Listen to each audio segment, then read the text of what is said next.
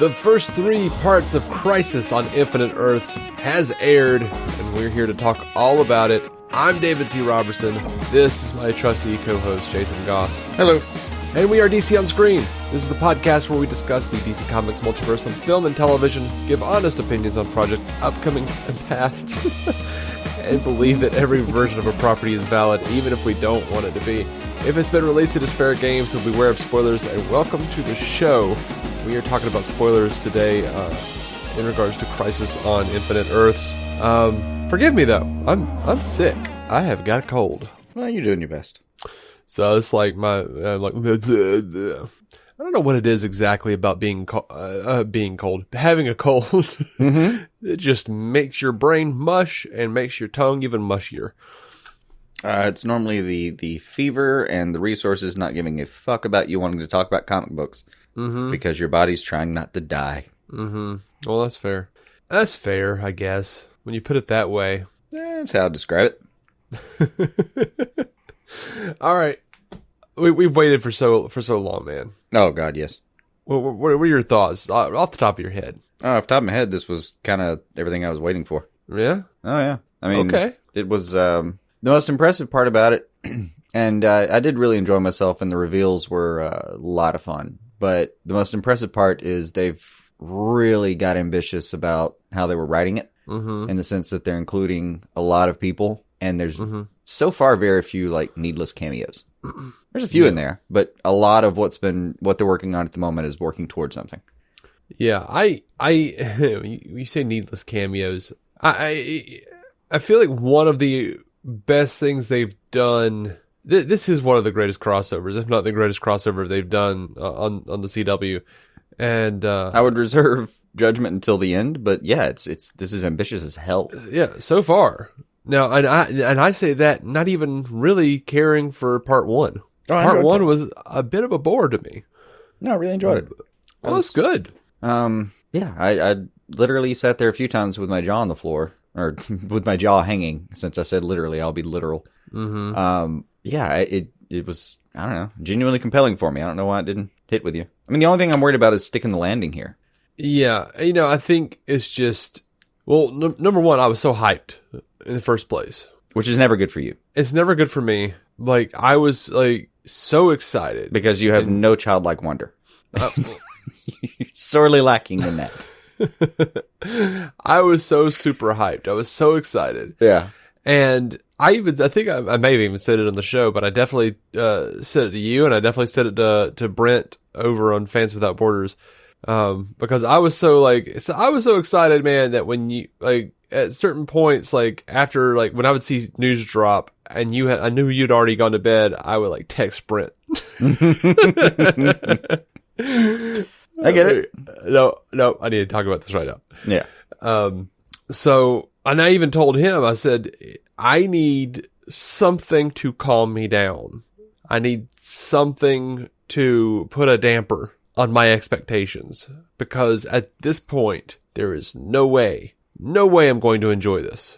I am going to be so disappointed. Which is, I don't know. It's a weird instinct you have. And I wish you would talk to somebody about it. It does not behoove you. I did. No, like a trained professional. Oh. This is not an instinct that I think serves you. Well, but no, it's a real thing. It's a real thing you do. It's a real thing that a lot of people do, I feel like. Yeah, I mean, I know. So excited for something, there's no way it could ever actually meet expectations. Yeah, but I don't think it's idiosyncratic to you. But I don't think it's something that serves people generally very well. Well, it doesn't. But, at least I'm healthy enough to know not to blame the product itself. Well, sure. That's good.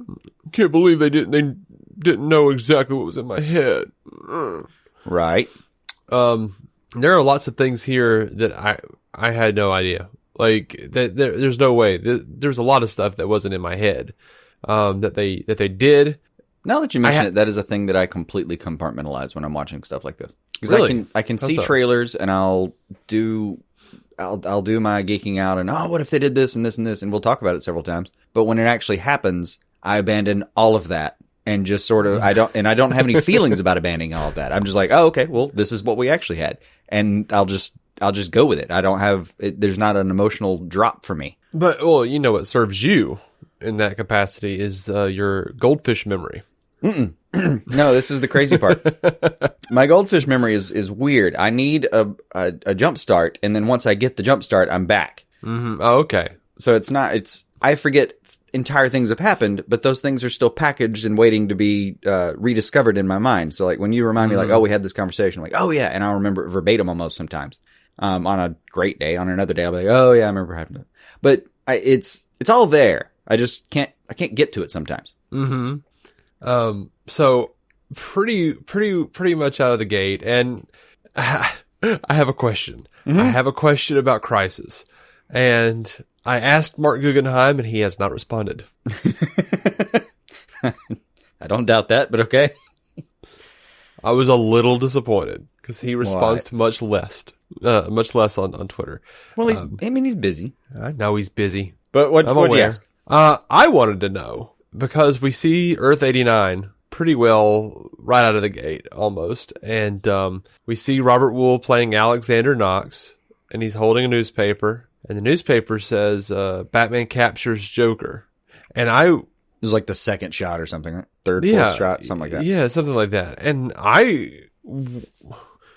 the Joker died at the end of Batman 89. And that definitely wasn't the bat symbol in the sky from Batman 89. In fact, it looked a lot more like Batman Beyond. My question is there a new Joker? Or is this, because, if they're following along in the same timeline, this would be so. 20 years later, 30 years later. So I would think Michael Keaton would be an old dude like he is in real life. Right. And there would be, a new Batman. Yeah. I like the interpretation. I thought they were going that way at one point in the crossover. And by the way, when we're talking about this, we'll be talking about all three parts. So yeah. Assume you've watched them. I assumed, for a second I wondered if they were going that way, especially when we show up on a house that looked a lot like the house in Batman Beyond that Kevin Conroy's in now. Mm-hmm. Like that creepy, unlandscaped front of the house kind of thing. Mm-hmm. Like, you remember the first few episodes of Batman Beyond? Or maybe even the first one? Yes. Am I alone? Did you think maybe? Yeah. And he even says you're going to find the Bat of the future. Mm-hmm. And then when ripped as hell, Lucius, I don't remember saying that actually, but it's the Bat of the future. I think was what the Paragon is the Bat of the future. No, it was they just kept saying the Paragon of Courage. I'm quite certain I heard the phrase Bat of the future. Okay, well, I'm willing to be wrong, but I'm pretty sure I didn't hear that. I heard Bat of the future. I think I would have squealed and thought they were talking about Batman Beyond for real. If I'd heard that, but maybe I'm wrong. Maybe I did. Maybe there was so much shit thrown at me in that crossover. I don't know what I heard. There was a lot, but I could have sworn I heard that part as part of his prognosticating, I guess. I enjoyed that, but I also for a second I thought that's what we were going for, and then even maybe I imposed that, but if you had gun to my head, I'm saying I heard it. But even if I had just imposed it, it could have been because of the scenery, because we have like an old bat in a certain voice. I was leaning that way a long time. And then especially when they started focusing on Lucius's luscious abs, or Luke's luscious abs. Yeah. That was weird. I did love that they kept making things weird for each other. That was actually a fun beat for me throughout that episode. Mm-hmm. Like later when she said like, oh, he's swole now. And she's like, oh, it's kind of your cousin in a way. Don't. I enjoyed that little back and forth. Like when he shows up and he's suddenly ripped, I kind of thought, oh, cool. We've shown up. One of the Paragons is going to be Black Batman. That's sweet. I like it. I'll do it. And that didn't work out. But I still don't know why he's ripped in that scene. I guess just time. Didn't have anything else to do. It certainly wasn't from all the landscaping work he'd been doing. No. I don't know about that. But I don't know. I was leaning that way. And I don't mind having that rug pulled out from under me in a certain way. In the current comic books, they're actually giving me something in that area that I'm really happy with. So I'm good. But yeah, it was one of those scenes where I maybe they didn't, I don't know, maybe they didn't say that. I think they did. But even still, like just watching it, I was on the edge of my seat as far as, I think this is going to happen. And then when it didn't, I kind of thought, well, that was cool too anyway. So I'm okay. Yeah.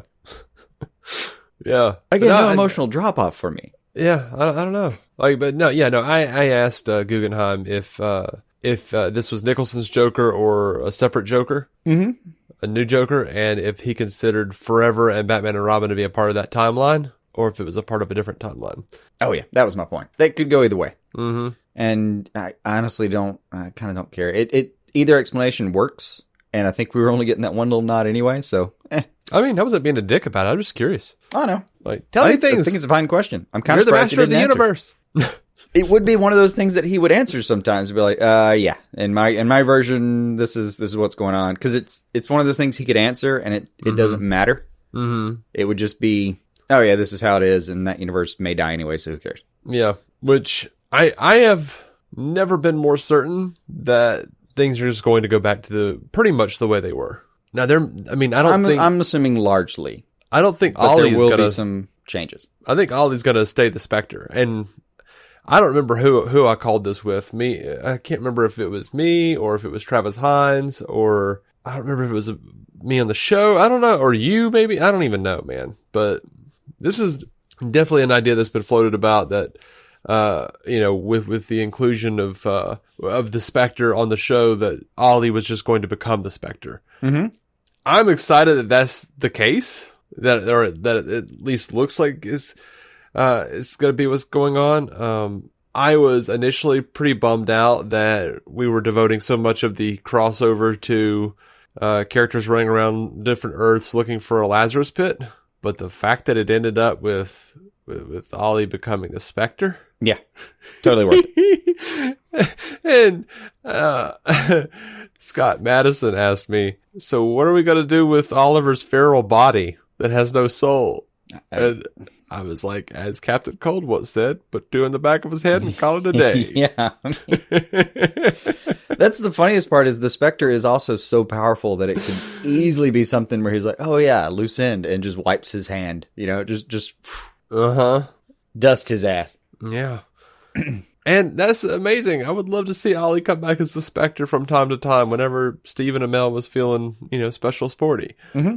That's fantastic. Hey, are you free this week? Can you hop up and be the Spectre for a minute? Sure. Yeah. And also somehow that comes to be. The fact that Constantine got a heavy presence in this made me happy. Mm-hmm. Mm-hmm. And he goes to meet finally. Yeah, we get to see Lucifer. Oh yeah. I was excited about that. I was happy to see Lucifer. Yeah, and that was something that I was hoping for, but I didn't really have any news of because I had remained relatively spoiler free. So when they said we're going to see a friend, I thought, really? And then when it says Earth 66, 666, no way. Especially because it's like a drop down shot of LA. No way. Yeah. And then they opened the door, and I thought, this is my dream come true. Yeah. And you know what? I stood up in my chair and started clapping. I'm being honest. I was alone in my office. I stood up in my chair and applauded. You stood up in your chair? Yeah. Well, stood up from my chair. From your chair. Yeah, the phrase is stood up in my chair. Anyway, I stood up from my chair. Yes, and okay. I thought maybe you put your feet in your chair and then stood up in your chair, and I'm like, I know that chair. If it That's wasn't dangerous. a rolly chair, yeah, I might have. That was my concern. Like, Clearly, I made it even if I had. Well, yes, but you're a father now. You have to be more careful. Yeah. Or set really good examples about what not to do. But yeah, I expected Lucifer. I was excited to see him. All the stuff they were throwing at me, I thought, come on, give me this one. This would be so much fun, and it wouldn't mean anything. Make it happen. And I think it's like Lucifer, and it was Tom Ellis's answer, because he was caught in Vancouver. Yeah. And everyone knew, it was like, oh, you were in crisis. And he was like, what are you talking about? I went to Vancouver for a friend's birthday. Suddenly I'm in someone else's show. Oh. Yeah. And so that is the same. That's the reason that, Michael Rosenbaum says I'm not doing it, and I'm like, bullshit. Yeah, I get that too. I also, did you have the sense watching? I watched the scene twice because I had a hint of it, and I went back to check it out. And sure enough, there isn't really, I think, one moment camera wise where I'm not sure those four actors ever met each other. Like, I'm not sure Matt Ryan and Tom Ellis were ever actually in the same room. I didn't analyze it like that. Because it was all over the shoulders and close-up shots and back and forths. And it played really well, but I'm not sure they were ever in the same spot. Yeah, I'll believe you, but, and I give it to them because I normally notice that stuff. So if they pass that off, good on you. It would be rare if I did and you didn't notice that, which makes me think I'm wrong. Let us know if anyone can conclusively say one way or the other. Yeah. Also, the devil tarot card. Mm-hmm. Just being a little like fictionalized version of himself playing the piano was really funny to me. I enjoyed it, but then all of a sudden I noticed people on Twitter and on other news sites who were actually acting like it was news, bringing up that this can't be the Lucifer canon because Lucifer doesn't have hooves and a tail and horns. And I'm just, I don't care. It was a drawing on a card. It's a tarot card. It's just a fictionalized version of these things. Yeah, it's a drawing on a card, man. It's just a drawing on a card. It's an interpretation of events, or, the funny part is, like, tarot cards are really just interpretations of paragons anyway. Oh, and there was the other big kerfuffle over the Lucifer scene that Lucifer fans were upset with or trying to figure out. Which was, like, where does this fall into Lucifer's timeline? It can't be current day because there was a Watchman. There was a Watchman sign. Yeah, timeline's easy for me. These are multiple Earths, and the timelines aren't necessarily happening at the same rate or starting at the same time. Yeah, no, I think... And they play with that. I mean, they go to 2046 at one point, and they're like, oh, turns out that was a different time and a different dimension. That explains some stuff. Yeah, absolutely. And I think it's, I want to say Tom Ellis said that it happened before he met Chloe for him. It's after Maze. We know that. After Maze, before Chloe. And, but, he didn't specifically address the Watchmen, HBO Watchmen advertisement that was in there. But, and here's the funny part, HBO's Watchmen, even in the context of this, is still not canon. So a show, much like the show itself, that has an American hero story inside of it, a vignette, could also have happened inside of a show, being Lucifer, and that show could have happened at whatever time that Earth got around to it. Exactly. There's no reason this is definitively a problem for timelines. No. We are all good here. No longer... There's nothing to see here. Let's put it that way. That's exactly what I was going to say. I cannot do that in an Irish accent, or I would. I would try to pull up, where something about a Donnybrook in an Irish accent, but I just don't have that in my repertoire. I know. But I'm sorry about that. Yeah, I am too, often. And I worked with an Irish chef for some time. I thought I'd pick something up, but all I did was but the end of my sentences up a little bit. Don't actually know how to turn the words, just put the words at the end of the sentence, way up here. Yeah. Yeah. And then, sprinkle I throughout your conversation. Yeah, I. Hey. I heard a couple of oys out of him, too. I thought that was really funny. That's good. All right. What did you, like, I won't lie, man. I won't lie. In my head, my perfect crisis, we actually get Michael Keaton. We actually get Burt Ward helping in some capacity to fix the timeline. I'm happy with what we got there. Oh yeah. Even saying that some of these characters are still in play and connecting it to this universe in any capacity is still, to me, a big deal. Like, they still achieved something that I for sure never thought something like the CW could ever have pulled off. But in a way, I guess it had to be something like the CW. Yeah, in a weird way. And yeah, I couldn't see anyone. The filmmakers, for some reason, seem so bent on, we're going to do this version, because this version is going to be a better version than what came before. Ugh. Everybody wants to make a statement. And I get it. Everyone wants to make a statement. Everyone wants to shit on what came before. Not necessarily. There's a lot of love for stuff before. Sorry. It's sometimes to a fault with Bryan Singer and Superman Returns. So, you know what? I would watch the hell out of a Brandon Routh Superman show right now. Like, oh yeah, I would watch the shit out of that, man. Absolutely. Especially this version where he's gone through more than any mortal could handle and stuff like that. Which, he's not coming back. Like, yeah, he's gone. He's off the show as Ray. Well, I mean, as Superman. Like, if we see him again, it will be briefly, and I think he'll make a big sacrifice, because in this crossover, we've already gotten Tyler Hoechlin talking about raising 2 kids. Yeah. And then Brandon Routh's Superman mentioned his son Jason. I think he's got to die. I think Tyler Hoechlin and Lois are going to adopt Jason. I mean, yeah, I can live with that too. And we've already gotten, like, a bunch of people were freaking out over the Superman and Lois thing because there was a casting call for, like, a teenager. And they were like, holy shit, it's going fast. Either that or people were saying, like, holy shit, they're going to age him up and maybe we'll do Super Sons. I think we're going to do Super Sons. Mm-hmm. But it's going to be a different kind of Super Sons. I don't think we're going to do Damian Wayne. I think we're going to do John Kent and Jason Kent. Oh, Jason Kent? Or whatever they named him. Because I don't know if he would have the name from James Marsden's character. Remember in the Superman Returns, her Lois was like engaged to that dude and was lying to him and telling him that it was his kid and it wasn't. I do not. It's been forever. Yeah, she was engaged to another dude, and then because Clark came back. Early college, I think, when I saw that. Yeah. And here's a fun part. I think I watched that movie upside down. Bear with me. Like, I always do. Like, I feel like our listeners just are in a perpetual state of bearing with you. That's fair. Or me. Like, I'm pretty. I need to be bared with plenty of times. There was a time when things were in transition and downloading things. We'll just go ahead and say downloading things in whatever capacity you were doing so. You might get what they called a codec, and that codec may or may not be something that was something you could get your hands on at the time, given the instrument you were using to view things. Mm-hmm. Because things didn't get generalized and leveled out for a little while, so there was a point at which, no matter how much you kept up, you may not be able to find the right way to decode that particular, file, whatever it was in, AVI or whatever. Mm-hmm. And on one little occasion, there was a brief period where I remember watching a Final Destination, and I think Superman Returns, and I literally what we did to watch it was me and my roommate wanted to watch it. Mm-hmm. My computer was in my room, and we put it on the screen.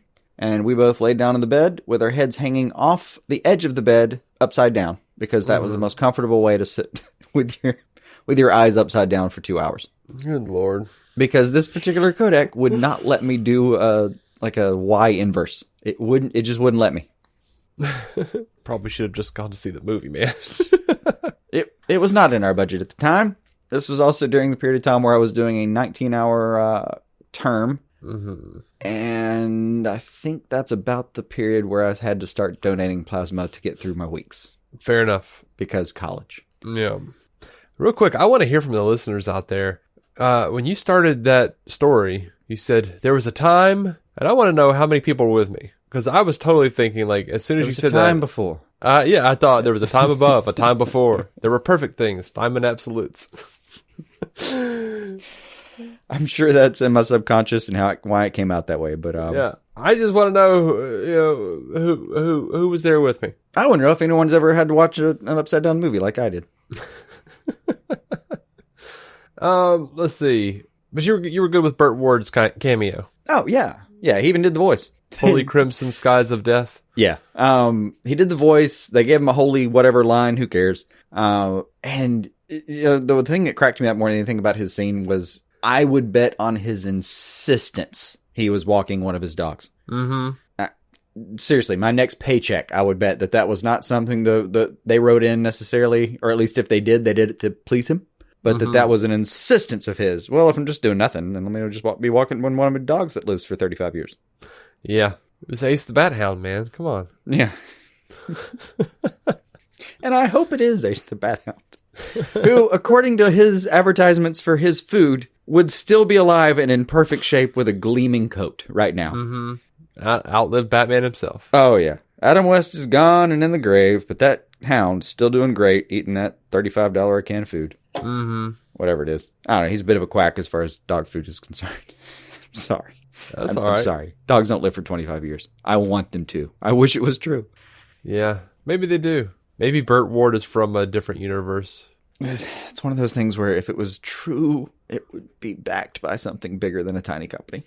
I swear you'll have people that'll be like, oh no, that's big dog food for you. Trying to keep the little man down. Yeah. So in the first 4 beats of the movie, you got several franchises already included. Of the movie. Might as well be. I'll call it that. So, the first episode, you're already getting several beats of, like, all right, the Ray's still in there hanging out on Earth X. Kind of hope I see him again. I don't know that we'll see him again, but I like knowing he's out there. Well, you will see him again as far as like comic book, because that comic book tie-in, he was one of the characters that the Monitor grabbed with Felicity and a couple of the others. That is going to be happening in lockstep with the crossover show. That's cool. All right, so that was why we got that shot, was to keep that tied in. Mm-hmm. That explains it. We got that. Well, we got Keaton. In the show, it looks like he just got hit by the antimatter and died in Earth X, but nah. He got transported to one of those towers for sure. Yeah, he got taken somewhere. I mean, as far as the tie-ins though, where do you want to even start? I mean, we have started, but how'd you feel about Kevin Conroy's Batman? Liked it. You liked that he had gone too far? Yes. Yeah. For two reasons. One, it was a lot of fun to watch Kevin Conroy of all people do that, and two, because it was kind of satisfying in a way, because some of the people who complained so bitterly about Batman Doesn't Kill, I know, cited BTAS, and then now we have the voice of BTAS having gone too far himself. Oh, and these people are actually showing up online and saying like, "Oh, Kevin Conroy is so much better than Batman than Ben Affleck," and I'm like, dude, But no, if anything, Affleck pulled back. This guy went for it. Yeah, Kevin Conroy's version like happily killed Superman. Yeah, happily. Yeah, even had motive behind had like it. A Luthorian kind of like disgust when he figured out there was a Kryptonian around him again. He said, what was it? Clark wouldn't say no to anything with a badge or a flag. Big nod to Dark Knight Returns. Absolutely. Yeah, I mean he was used in that book as kind of a Reagan sidekick. Mm-hmm. And it's he says strange visitor from another world. All that that's all from old Adventures of Superman stuff. Mm-hmm. He used the exact phrasing. Mm-hmm. Loved that. That worked for me. What didn't work for me was on Argo when they were sending John off in their rocket. Like once again, these Kryptonians only built one rocket. You would think they would kind of look around and go like, things could go bad again. Here's one way to think of it. In our society, if I had like several $100s that I kept in a safe in my home in real currency, maybe a pistol or something if I wanted to. Like if I had a couple of things like that were like, I don't know, this shit could go sideways and I would like to maybe be able to defend myself and have real cash on hand because what if? Mm-hmm. And I kept it in like a private safe. I don't talk about it. I don't go on to blogs and forums and do anything about it. That would be considered maybe me having like I'm not going to invest a lot in this, but if shit gets real crazy, yeah, I've got like a little fledgling twig of a plan, Mm-hmm. On the other hand, we tend to make fun of people who like have several go bags and practice drills, the Doomsday Preppers, because that's fucking insane. Mm-hmm. And I know any Doomsday Preppers are already thinking, yeah, you think it's insane till that shit happens, and then okay, all right, like okay, calm down, I get it. But in the same way, like the same reason that we in the South get made fun of, because if we get an inch and a half of snow, everything shuts down. And the people from other parts of the country laugh at us and be like, hey, just throw on some snow tires, you idiots, you'll be fine, you can go to work, blah, blah, blah. Well, no, the fuck we can't, because you know how much those cost? I'm not investing in that. That's insane for me to invest in. It's going to cost me a day of work every now and then, and I don't have to invest in like $700 worth of tires that I'll never use, and I don't have to invest in probably a storage unit somewhere to keep them going there from $95 a month or whatever it's going to be. Like, it's just a weird investment. Mm-hmm. Anytime I see the one ship plan, I think, okay, these people aren't crazy, but they did have a little out. Mm-hmm. If anything, I take offense that the ship seems to always be designed for a tiny person. Yeah, there's that too. It's never designed for a full-grown adult. Which, for me, that's an aside. The worst part of that scene was them bringing in the Brando with Lois being like, I forget what she said. I know what you're whatever, going for. Something about the face of our death. I can't remember the line now because I'm stupid. But that I as soon as they were saying it, I was like, oh, that shit's from Brando. That's straight from Christopher Reeve Superman. And it didn't feel at all like Lois. Not even this version of Lois. It didn't feel like something those characters would, or this version of Superman. They wouldn't say that. And like suddenly they get all like, Shakespearean Kryptonian for a second. I I thought that one was I'll forced. give them this. 2 reporters probably had some idea of like some nice words to say on the day. It wouldn't be off the cuff for them. They probably had a draft ready mentally. Yeah. Which I'll say this too, and I really hope, because every time we see Lois in these crossovers, they're giving her the job of catching us up on what's been going on with Lois and Superman. Mm-hmm. So every time I've seen her, she's a reporter. She has had an unwieldy amount of exposition to snarkily throw out there, and I have thought it was awful every time, including now. Like, just, oh my God, shut up. Like, she is awful so far. I didn't even notice, really. I don't. Lois wasn't somebody who stood out to me in one way or the other in this. I mean, that's probably good for you. Yeah, well, I mean, if she didn't stand out the way you're saying, then yeah, that was good for me. That was. Yeah, I mean, she's just like, I'm okay with it. But it just makes me feel like when the cameras aren't there in their everyday life, she's just standing around like recapping things in a snappy, snarky way. And Clark is like, yeah, I know, I was there. Shut up. I didn't get, you'd have to point out a scene to me because it did, I don't know, it just didn't come across to me that way. Like the first scene they're in. The first scene. Oh, it's where she's always recalling all his... Yes. Yeah. And it's just like, why are we doing this? That didn't bother me. And it also didn't seem like a recap or exposition so much as her just saying, like, you've done all of these amazing feats, and yet poopy diaper, that's a problem for you? Mm-hmm. And some part of me, as a person who's changing those diapers fairly often these days, kind of thinks, yeah, I don't care what I've done before. This is terrible. Are you kidding? There's no amount. When I'm changing a diaper, I'm not thinking of all the things I've accomplished before. I'm just thinking, this is a shitty task. Yeah. That I don't think anyone here wishes that we would prolong for a day longer than we have to. Yeah. And, I guess I'll see I don't whatever think she's enjoying it. I don't think I'm enjoying it. I don't think Mom's in the other room particularly enjoying it. Like, I guess we'll see when the actual show, the Superman Lois show, comes out. But I'll give you one prediction about the show when it comes out. It's still an if, I think, technically.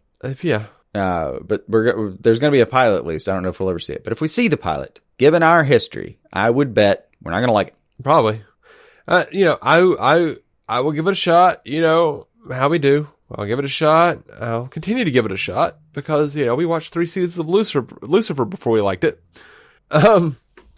It was, especially with the CW shows, the first episode for us has always been, I don't know. And then by the second or third episode, we're pretty engaged. Batwoman being the exception, where the first episode was really good, and second and third we weren't so hot on. But yeah, but I'm still not digging this Lois. Just not digging it. Well, we'll give it time. I'm sorry. I'm so sorry.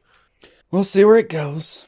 So what else? What are the other crossover parts did you like? They're not like. I enjoyed Black Lightning's bit. I've seen some complaints that it was just a bit and how they didn't do him justice, but you know what? I liked it. I enjoyed it. And have you seen the Black Lightning episode? Yeah, of course. That connects it? Yeah. Of course. I'm not sure how that fits into continuity. Like, I don't know, because Earth 1 and Earth 2 didn't really seem to match up to what we'd seen before. I don't know if that was, like, actually Earth 1 and Earth 2, or if it was, like, here is one Earth, and here is the second Earth. You know what I mean? Like, I don't know exactly how they're connected, but I think they are. Yeah, Earth Crisis just seemed a little outside of even the multiverse continuity, but I'll give them a minute. No, I mean, they've got hundreds of numbers of them, an X, and I guess a Crisis. Mm-hmm.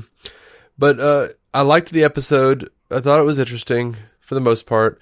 That was a thing for Crisis. When you call something Crisis on Infinite Earths, mm-hmm. and you only have a very, very finite number of Earths to play with, mm-hmm. maybe find a different way of showcasing us, or showcasing which Earth you're on, that doesn't just keep going Earth 1 Gotham City, and then the next scene Earth 1 different town. Then the next so scene, you're Earth saying 1. The fact that they even had digits scrolling like Lotto style meant that it was finite. Well, what I'm saying is, if most of your story is going to take place in Earth 1, and you're touting infinite Earths, the fact that you keep showcasing and like, well, what Earth are we going to be on this time? Oh, it's 1. Well, but it was useful to tell people where they were going to be at any given time. I agree with that. It is useful. I think it was necessary to have a title card. It is necessary to have the title card, but the lottery style did get it always like brought my anticipation up. Like, oh, where are we gonna be? And then it's like, that's why Earth 1. Like, well, we were just at Earth 1. Your damn emotions again. We were at Earth 1. Dude, all of these shows are about emotions and about playing with our emotions. Another interpretation I would posit would be once you've dropped the title card, and I don't think I literally saw them do an establishing shot and then go back to the same Earth and like adjacently. Oh, they absolutely did. Did they? They absolutely did. Okay. Well, even still, I would argue that once you've done an establishing shot and you've established that we're going to be going to whatever Earths we want to, that if you have another establishing shot and you don't tell me, I'll be wondering where I am. Mm-hmm. Because you might be trying to pull a fast one. Yeah. So my advice would be if you're using an establishing shot, then yeah, go ahead and drop that card. Yeah. If you're not using establishment, if you're going to stay in the same universe, maybe just don't do an establishing shot. Right. I think, I'm okay with the establishing shot because it's saying, hey, we're going to be we're in a different city now. And I'm fine with them even saying Earth 1 Metropolis, Earth 1 Gotham City, Earth 1 Ivy Town, whatever it is. Right. But I think it is. It's the lottery countdown. And you're like, which number is it going to land on? And then it's 1. And you're like, but I was just there in the last 3 scenes. Stop. Stop getting my hopes up. I think that's what it is. But any little gripes that I'm having is just, whatever. I have enjoyed the shit out of it so far. I really have. Yeah. I don't know where to start with the parts I was deeply enjoying. I mean, Lucifer is the one that completely floored me because I just thought, yeah, and you know why? It had to do with my emotions too, because we went through so much shit watching that fucking show. It made it all worth it. Only for it to finally become a good show, which was rewarding by itself, because when Netflix got a hold of it, they kind of said, hey, you've got 12 episodes, make it happen. And sometimes giving a creator too much is a bad thing, apparently. Yeah. Yet more proof that sometimes restrictions are good. I would have made that argument for Joss Whedon, but then Justice League happened, so... You can go too far with any principle. I'll put it that way. Like if I told you, hey, I need you to write a novel, you've got 3 months. Gun to your head, I need the end of this novel. That would be better than just saying, hey, I'd like you to write a novel. Because if I ask you to write one, it may last for 12 years. If I told you have 3 months, you might actually get something done. And accidentally even, that might be a good thing. You like it might force you to make decisions and do something. The analysis paralysis gets out of it. Mm-hmm. But if I told you also, hey, I need you to write a novel in the next 3 months, here's a quill and a roll of toilet paper. That's not going to work out. There are too many restrictions. That can't be a thing. But in this case, I think better because like we spent so much time with the show having too much, and then finally that. So it was rewarding enough to watch the show finally be good, and then to actually see it pull through here and be something that's like, I don't care what continuity they're in. This universe and that universe are related now. I don't know. It was really rewarding. Yeah. What did you? How did you feel about the Titans cameo? Oh, that was the other huge one for me. That was one of the ones where when I finally got to watch it on late Monday night, like after we'd recorded for 3.5 hours between you and me and Matt. I'm Dave. Sorry. That night they all blurred together. That was one of those where I had to pause and message you. I was like, thank you. I know you must have known about this. Thank you for not spoiling me. Oh, yeah, I know. I wonder, because that scene was so short, I wonder, did they just grab footage from Titans? And I thought about it. I don't know if they just grabbed footage from Titans. I know they didn't fly both of those people up to Vancouver to have one shot. Yeah. Because that's crazy. That would be crazy. But unless those two show up later. In the narrative of season 2 of Titans, those two definitely disappeared for a minute. Well, that's true. They actually wrote it in to where they both left the show for a second. They were both off screen for a minute, but we don't know production wise how they shoot. Mm-hmm. But we know they're in Atlanta and Vancouver's very, very far away. Right. So physically, I feel like either that's a shot from the show that I've forgotten about, which is possible, but I'm not leaning that way. I'm leaning instead toward them asking the production of Titans, hey, can you just grab 2 characters for a few seconds and have them address a light? We'll add the light in post. I just need 2 people looking scared for a second in costume. Yeah. Don't care what. Or out of costume. Again, don't care. Could have made all that work. And it's literally 2.5 seconds of footage. I think it's doable by the production as long as the legalities of it work out. Asking them, hey, can we borrow your footage? And can you shoot it for us? As long as the payouts worked and all the legalities worked, I think that's how they did it. Yeah, probably. And like you said, those people were not on screen the whole time. Maybe they had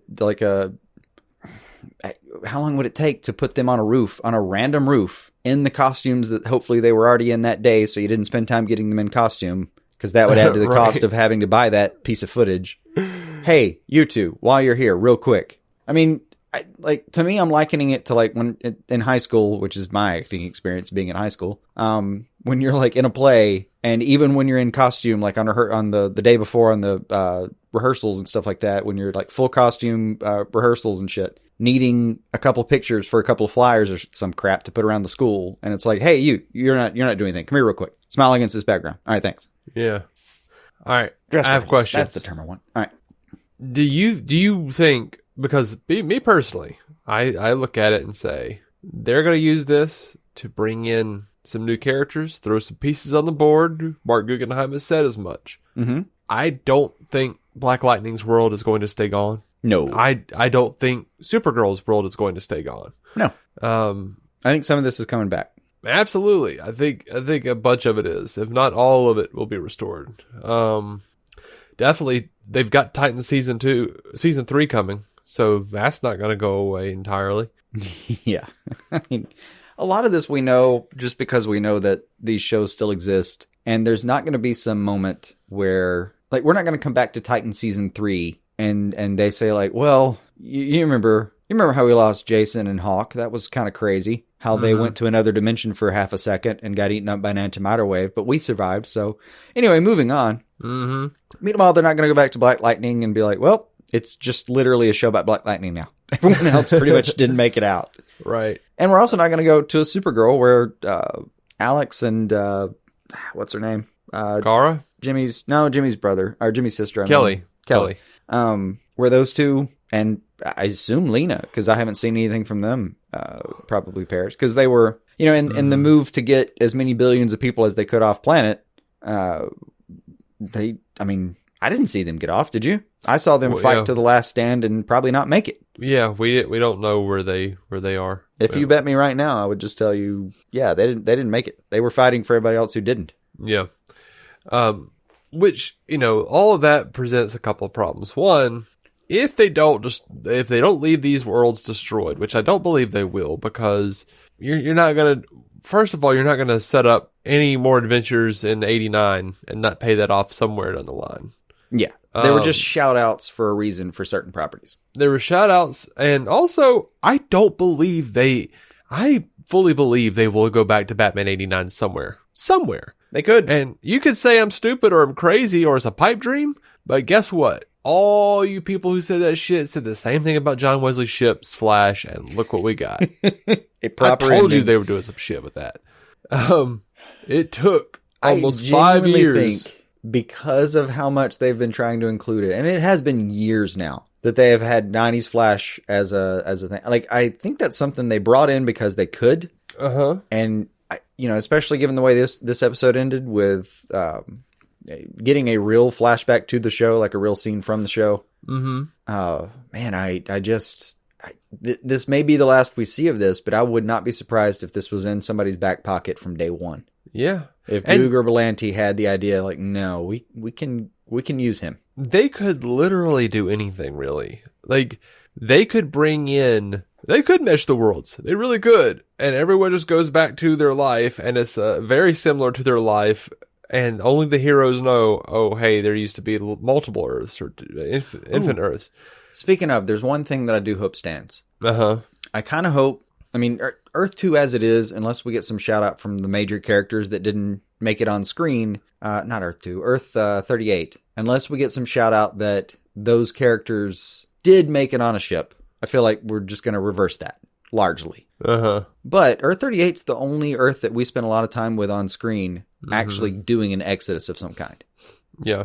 So that was one of my hopes going into the Crisis, was that we wouldn't have this weird, you have to have an interdimensional portal to get to Supergirl thing. It was the one universe of all the other shout-outs and everything else that I was thinking, okay, you're all airing on the same channel. Black Lightning included, but him I just didn't have expectations for. Supergirl was the one who was like, no, I would like y'all to be existing on the same single piece of Terra. That would be fantastic.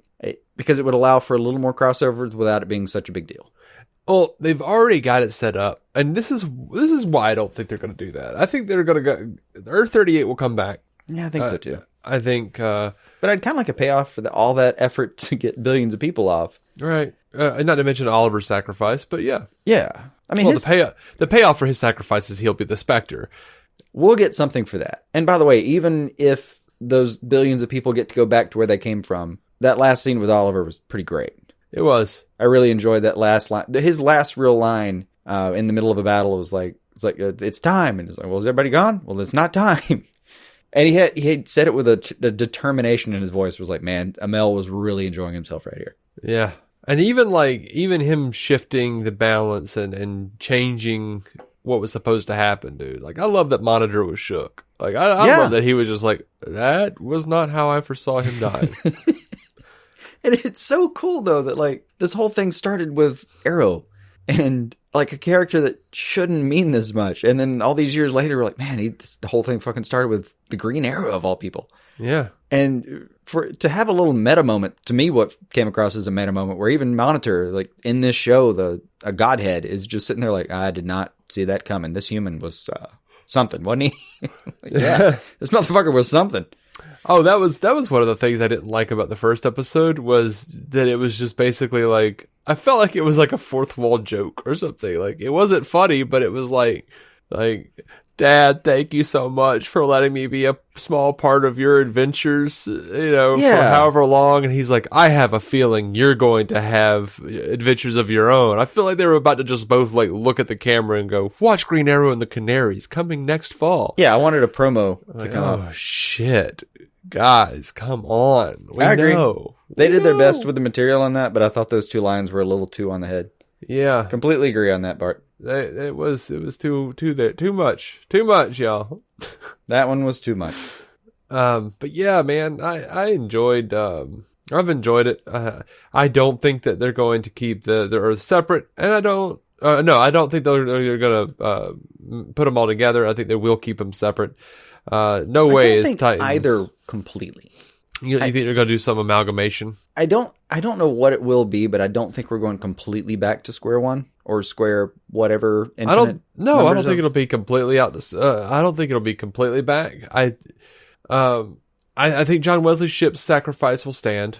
Yeah, that part. And how much did you love that shot from the frickin' pilot of the Flash? Oh, yeah. When Tina's telling him she believes in him. Oh my God. So young. And so long ago. I want to know what happened to Tina, dude. Like, because he said I was married once, and he talks about Tina. Yeah. Like, well, we've seen in this universe that there's a version of Tina still around. In this universe, I guess Earth 90 is gone now, though. Yeah, and Earth 90, presumably it was that Tina, and they were married and all that. Yeah. In this universe, there's just another very similar Tina who's also a badass. Right. Yeah, but I mean, I specifically want to know the fate of Earth 90 Tina. I get it. I suppose she died in the Crisis, or their version of the Crisis, or whatever. I mean, so many characters I'd like to know the fate of. But yeah, absolutely. We're only going to get a taste. Speaking of, Smallville. Yeah. We haven't talked about Smallville. We haven't talked about Smallville. Fuck yeah for Smallville. Yes. Also, I am torn. Of course. Thus is your nature. Describe. I will attend. I'm torn because... By the way, I totally need Oliver to say attend a couple times, don't you? Yeah. Well, somebody online threw up a cover of I think it was a Batman comic with like the Spectre towering above Batman and saying, "You have failed the city." And I went, That's good. Oh, great. That's great. But yeah, man, I think what's interesting is Mark Guggenheim said they wrote that scene. I guess he wrote it with a couple of people who actually wrote for Smallville. Mm-hmm. They wrote this bit. And according to Guggenheim, Tom read the scene, said, dude, you guys wrote like the one scene I would actually agree to. Which is a really cool thing, and I agree, and I like where everyone's head was at. But when I read that, you know what I thought, because it's popular right now? What's that? You son of a bitch, I'm in. Rick and Morty. Rick and Morty. All right. Yeah, so, but here's my thing, and I'm going to cross my fingers. I'm going to hope against hope here that we see a return from Tom Welling. Because as presented in Smallville, I do not believe that he would give up his powers. Oh, I totally do. Just because he was a dad. Like, I feel like he would be like, no, I need to, like, be an example, and, like, I have these abilities I can save people. And also, I'm assuming that they didn't, like, clean up all the kryptonite in Smallville, so who's stopping the freaks of the week? Because, you know, in that canon, there's gonna be a freak of the week every week. Yeah. A little bit. Now, I will say this. They got more serialized over time, but If they decided to shoot Smallville in Atlanta, like a follow-up series in Atlanta instead of Vancouver, that way Tom Welling can be happy.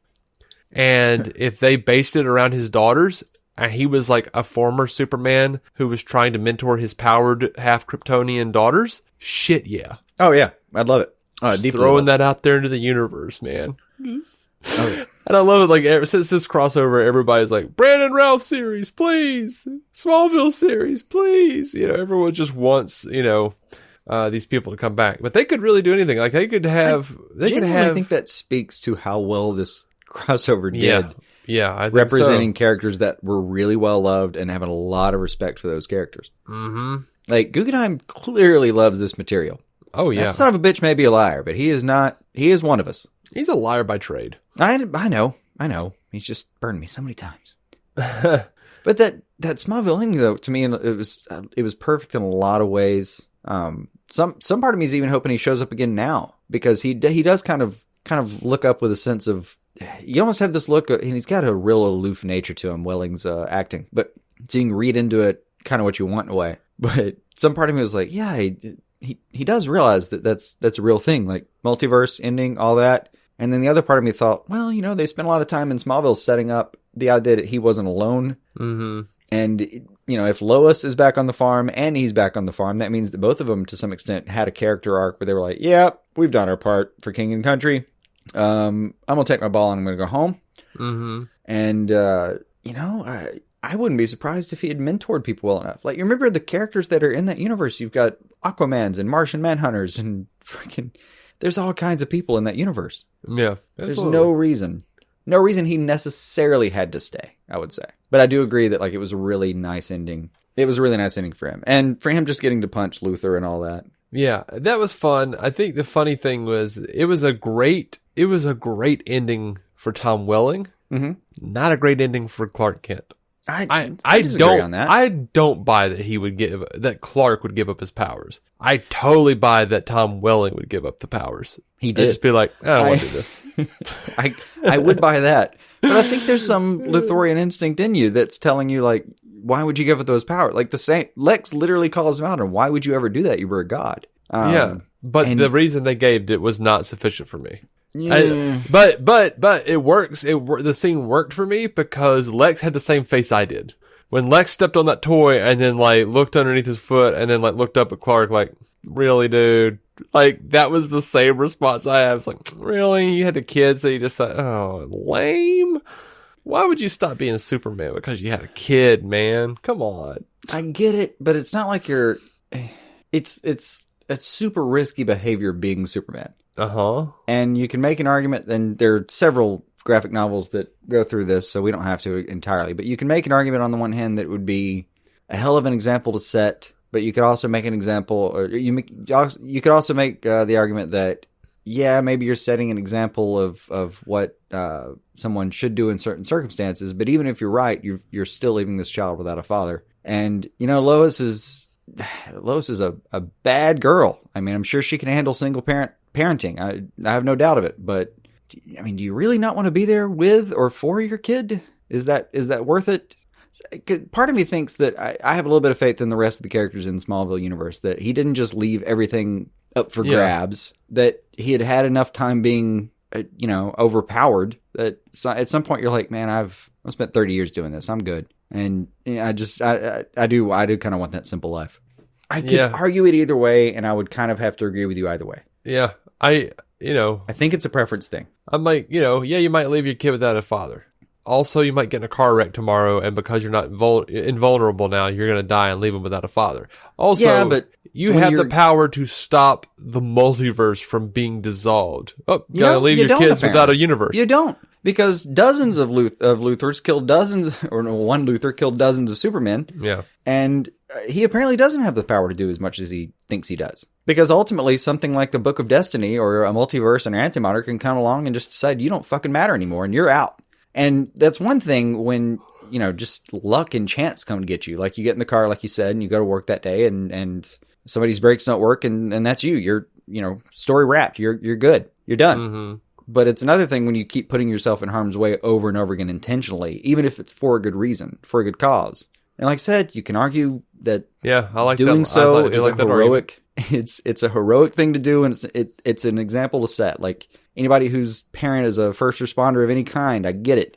Also, you'd have to admit, like it's heroic and it's brave and it's a hell of a thing to leave as an example. But every day you go to work, you hope you make it home, don't you? I mean, nobody really wants to not have that family and not be there for the child. Yeah.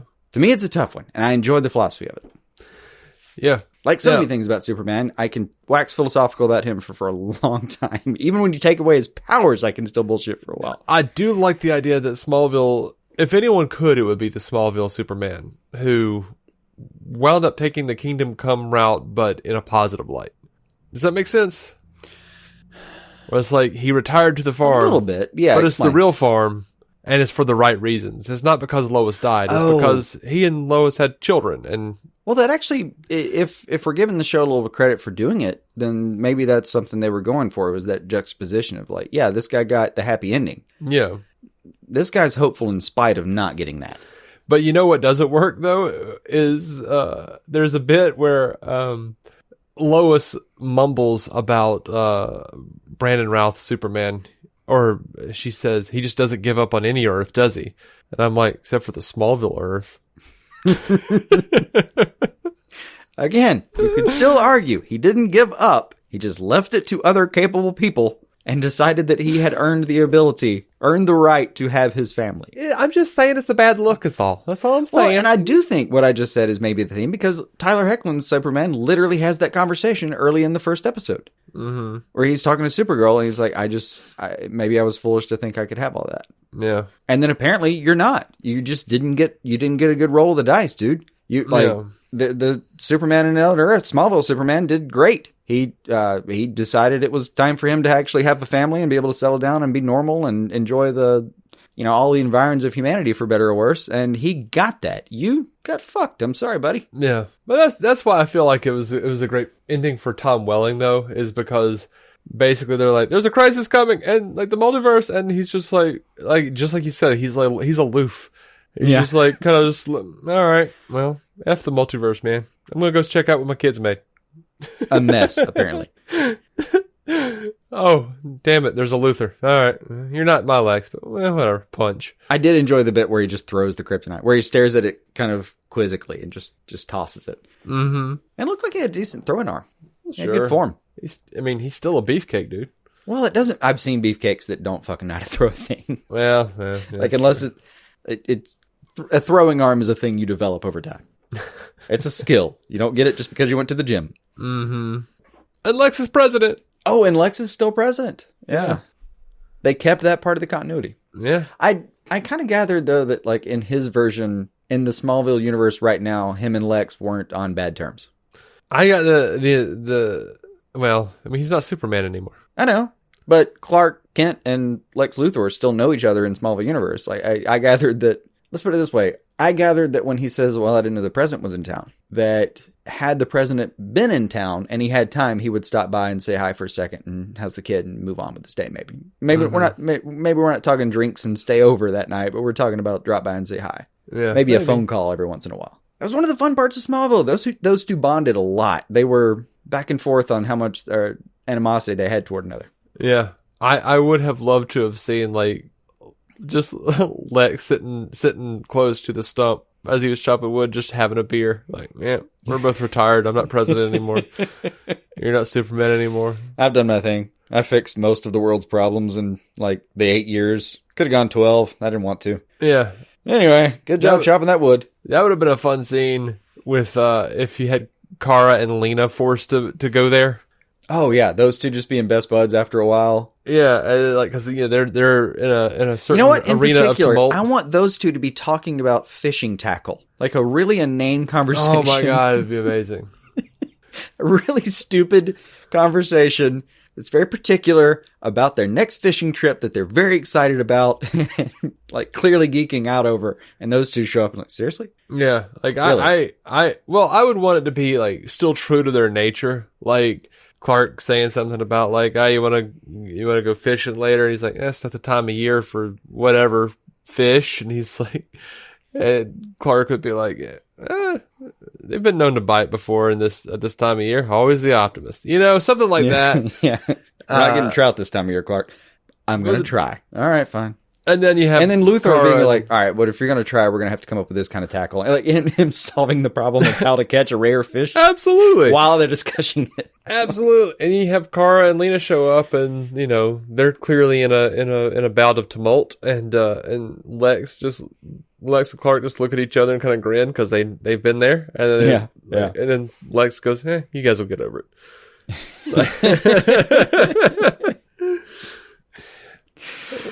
Or even Lex saying something a little on point, be like, this is kind of funny to watch right now because I promise at the end of the day, you're going to have more in common than you have against each other. Just wait for it. Yeah. Anyway, that's silly. But yeah, I would love it if Rosenbaum did show up again. I would love it if we saw Clark put on the suit again, and become Superman again for this. For some reason, we still got two parts. Yeah, Kent getting his power back is apparently not off the table. Well, I say that it's not. The Monitor has been losing all of his powers, and it's possible that he's past the ability to be able to give Vibe his powers back. He may not be at a point where he could give Smallville Superman his powers back anymore. Oh shit. He's been diminishing the entire time. No. I didn't even think about that, but that's what's going to happen. What? If he can give Cisco his powers back, he can give Tom Welling his powers back. And he can. Yeah, I didn't even think about that until you said it. I think he's too depowered to do so, but he'll come back. No, I mean he literally puts the whole thing off in Pariah at the end. Yeah. Let me paraphrase the last thing he says in this last episode. I'm gonna go to bed. It's on you, bud. Okay, whoever does it. But you're right. He did give Vibe his powers back. So, yeah. That to me, that's an indicator. That's Chekhov's gun, man. I mean, it could be, but that's focusing on a small part. No, it's focusing on a Smallville. I was hoping you would. After I said it, I felt that. Yeah, there you were. And I don't my honest bet, I don't think we're getting that, and I don't think we're getting Rosenbaum, because we already have a Luthor apparently involved in the last couple episodes. Mm-hmm. And I just don't think we will. Just don't think there'll be time. Unless it's some grand triumphant scene of everybody returning all at once, and in that case, I will squeal and pee all at the same time. we need a DC Endgame, man. Yeah.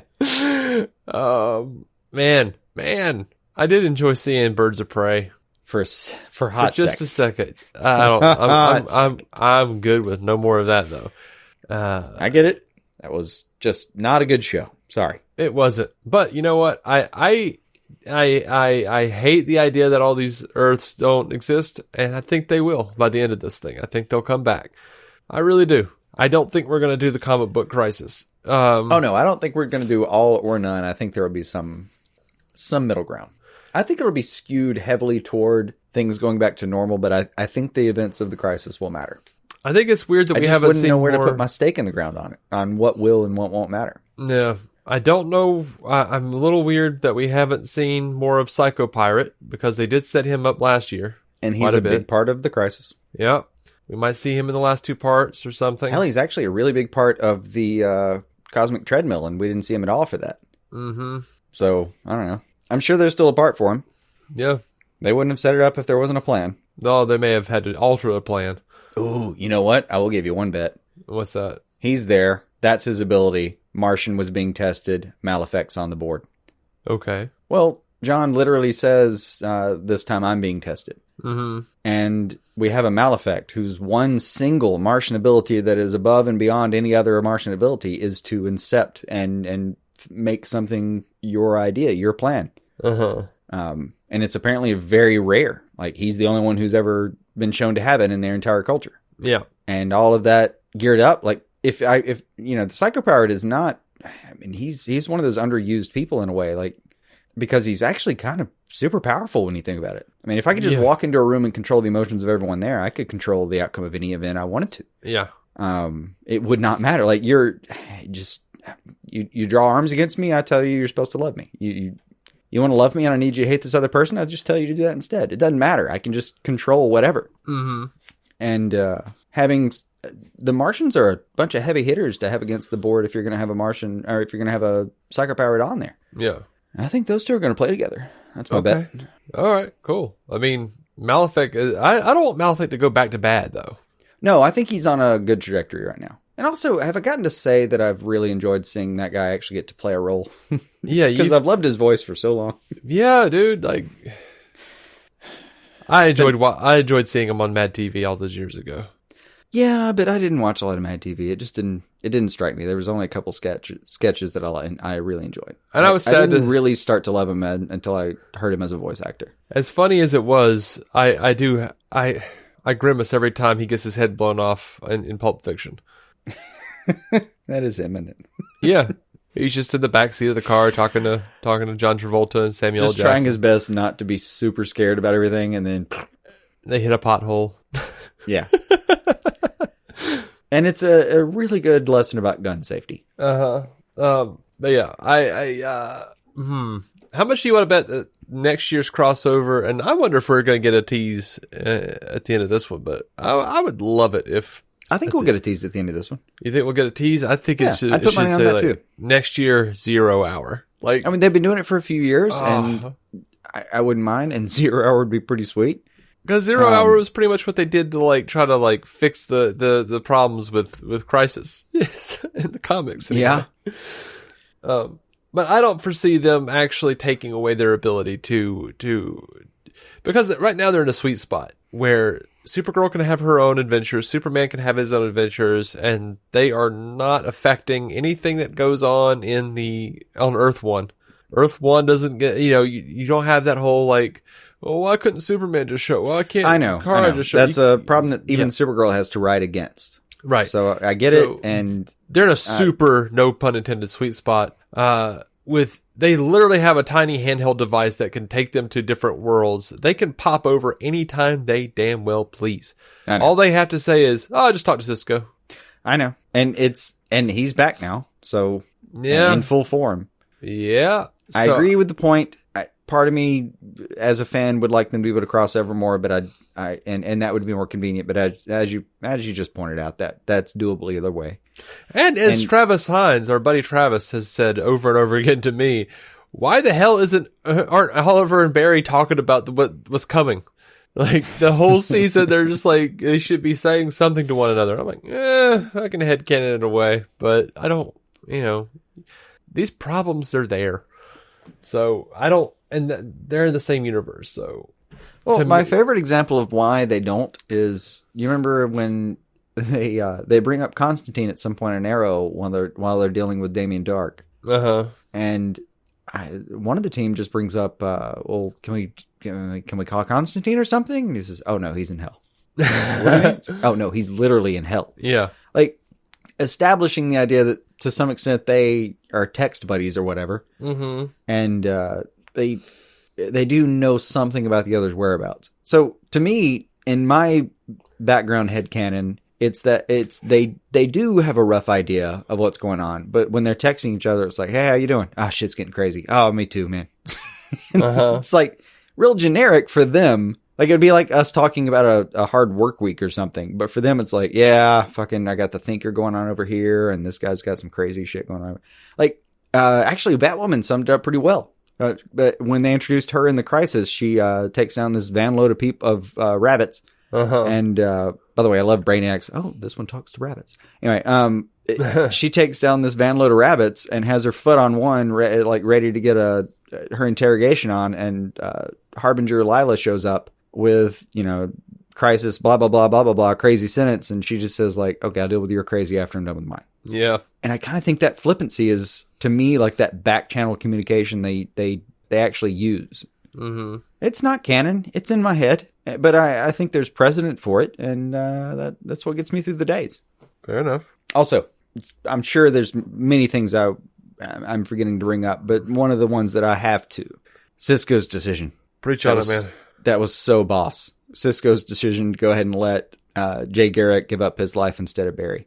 Well, it wasn't Jay Garrick, it was Barry. I'm sorry. It was Barry instead of Barry. Yeah.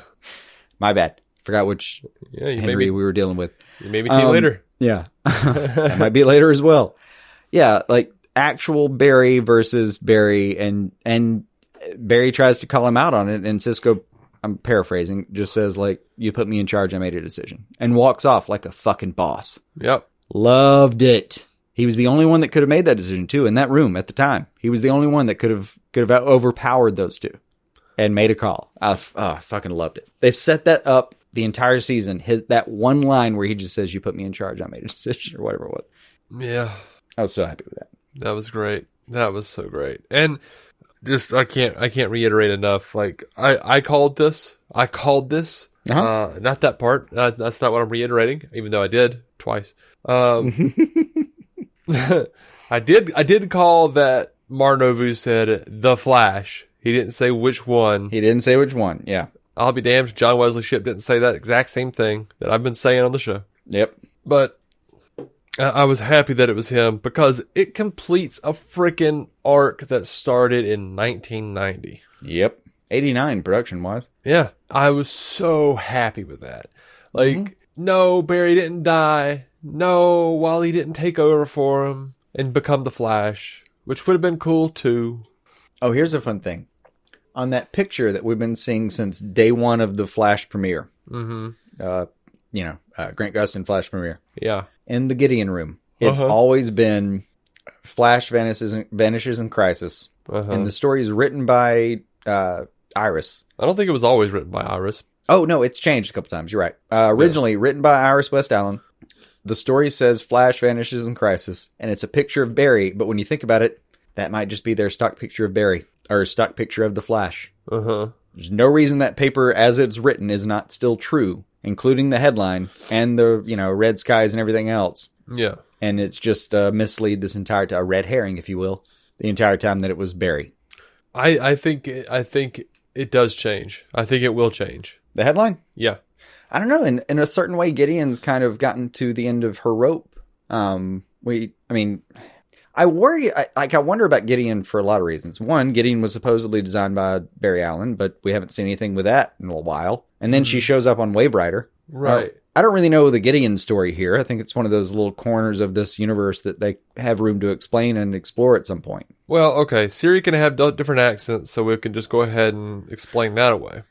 I'm not worried about the accents and the actresses. Right. But Barry Allen did create Gideon originally, but originally he was supposed to disappear in 2024, not 2019. So he still had a lot of time to develop her. At this point, she's like a time remnant. She's just kind of in like a little pocket universe. See, I'm not sure. I assume if you watch this, you're caught up on the Flash as well. Anyone who's listening. And, you remember a few episodes ago when Cisco develops a Barry to be like a pinch hitter? Yeah. He essentially develops an AI. And I would not be surprised if that was the AI she's talking about when she says I was invented by Barry Allen. That it was Cisco Tech that invented fucking Gideon. Interesting. And it would still stick. Like the idea that it's still Gideon that's in the Wave Rider, that it's a self-building, learning AI. Hell yeah. What if the Barry program creates Gideon? Yes, exactly. That's awesome. Hell yeah. I don't know if it's true, but I want them to use it because that's cool. That's like a whole season of Flash right there. It could be at least an episode of Legends. Yeah. That's dope, dude. Yeah. I like that. Even had his little avatar. You could watch the little Barry avatar build something. What are you coming up with? A spawn. All right. Very quickly, because I have to go. Predictions for the last two parts. I think Marnovu will be back. I think the multiverse will mostly go back to its original formation, though sacrifices will not be completely in vain. I think Oliver will be the Spectre. He will have died. And I'll put it this way. If everything goes back to normal and all that's really happened is some people have gotten some costume changes and a little bit of a different backstory in certain ways, I'll still be really happy with this crossover. I think some Earths will have died. I think we will get, look, there is a shot, and they have said it now. They have said that there will be something involving baby Sarah. Oh, okay. But the child of Destiny. It was Destiny's child, if you will. There was, months ago, there was, an interview with Mark Guggenheim and some other people, and, in the background on the whiteboard for Crisis and for the upcoming seasons and stuff, there you could see it in the background blur, but if you squint, it says Baby Sarah. Okay. That shit's happening. There's something with Sarah that's going to happen. And, so I'm predicting that. Not even really predicting, just saying they're going to follow up on that somewhere. That's on the board still somewhere. Something I did love was Pariah. I really loved the end of this last episode where they all put together right before shit gets, tits up on them. They kind of say they put it together like, oh, he's only here when, oh fuck, Uh-huh.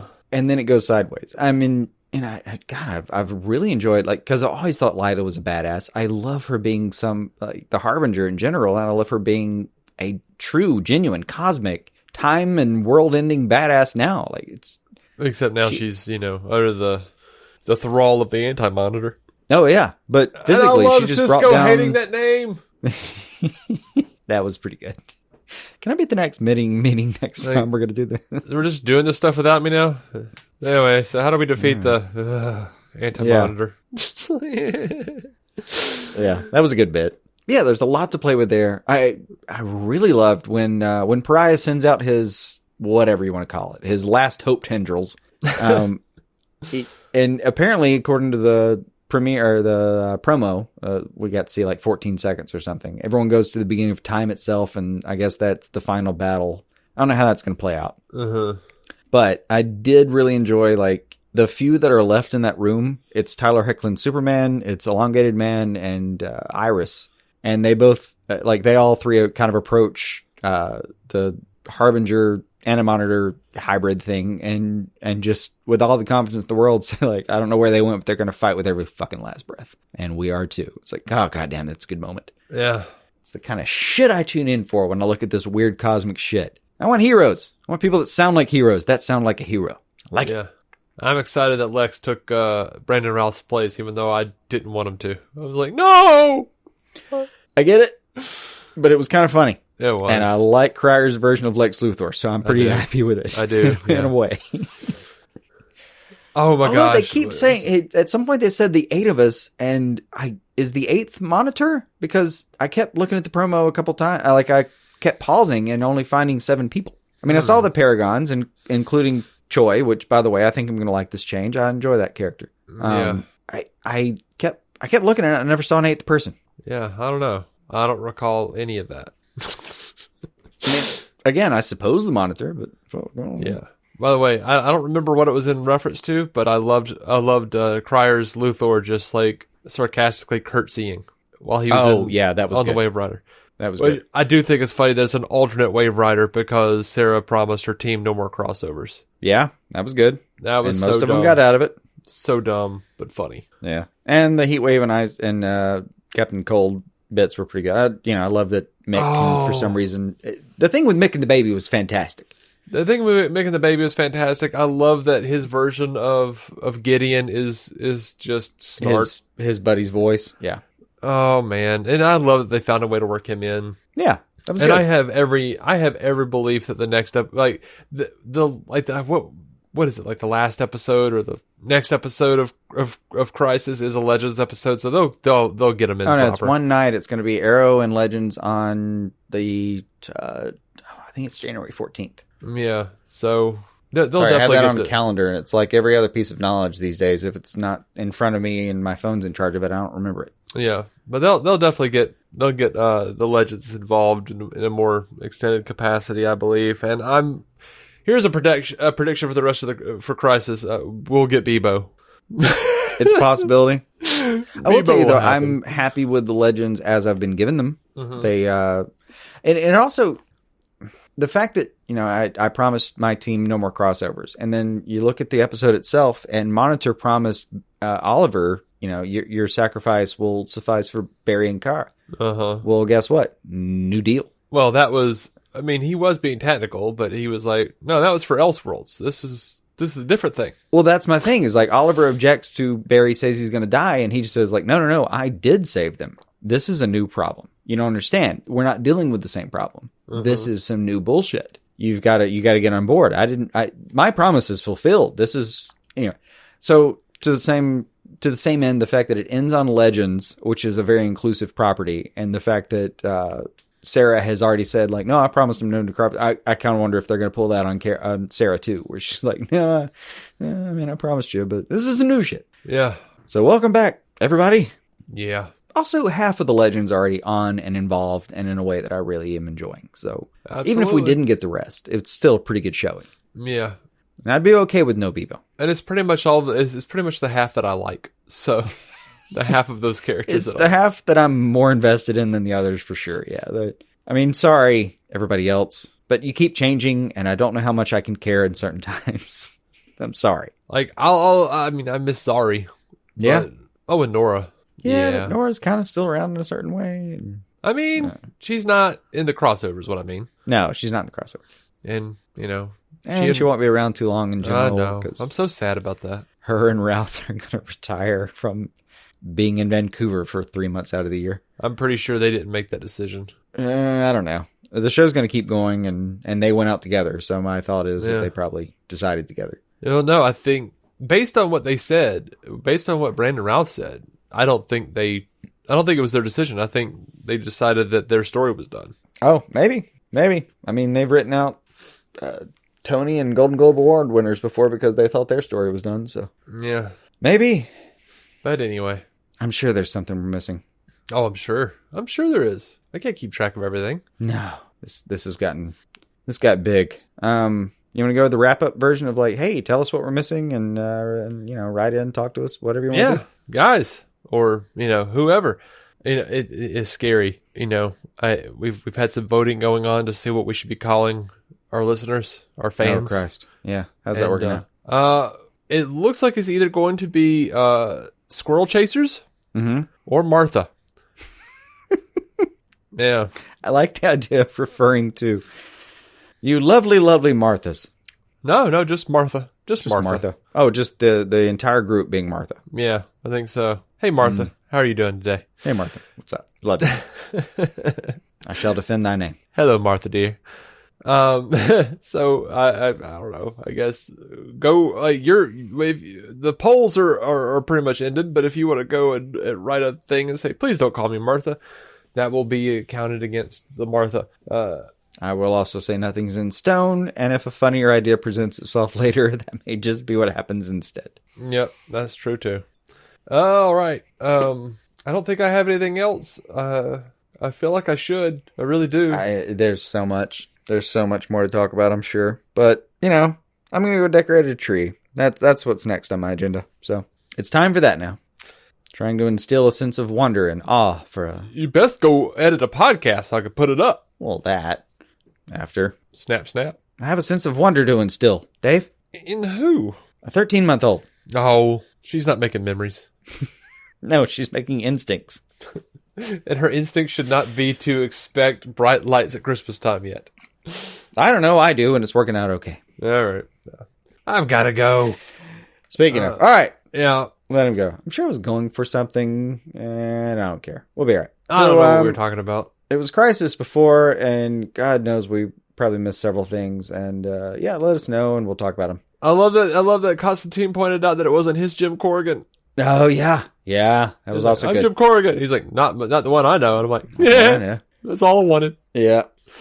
I just want that lantern hung. Thank you.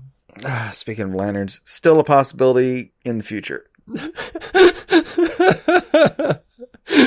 Oh, Brent on Fans Without Borders. I can't remember exactly what he said. He said something like, in part 1, the Monitor mentioned the Tomb of the Guardians, and all he could think was, show me a Green Lantern, you fucking cowards. I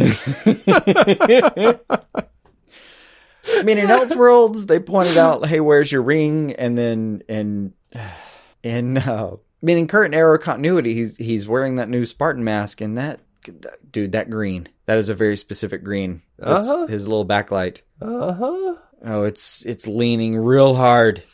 I mean, all right, I'm pretty happy. Yeah, I'm pretty happy. I feel like you have to hang in there with us to get to the parts where we're really happy. Sometimes we kind of gripe up front. Yeah, I mean, I just as it comes to me, pretty happy. Gotta go. Pretty damn happy. Looking forward to it. Hope they stick the landing. So far, really enjoying it. Absolutely. Godspeed.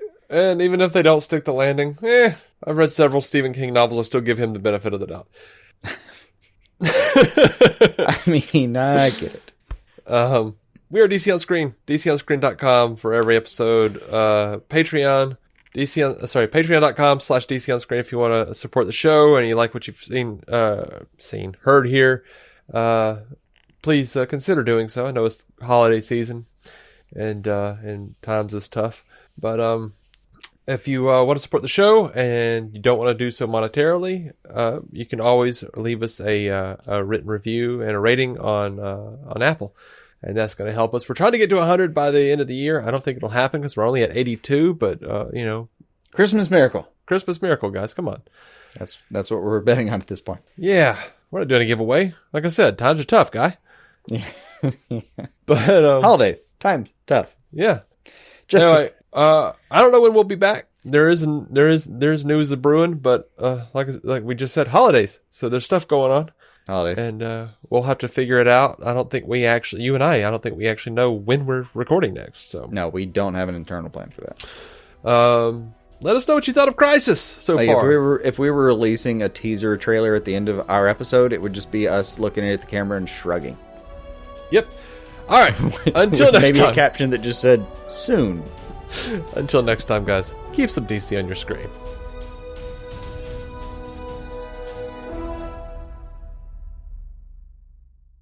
Our intro music is by Jason Goss and Michael Shackelford.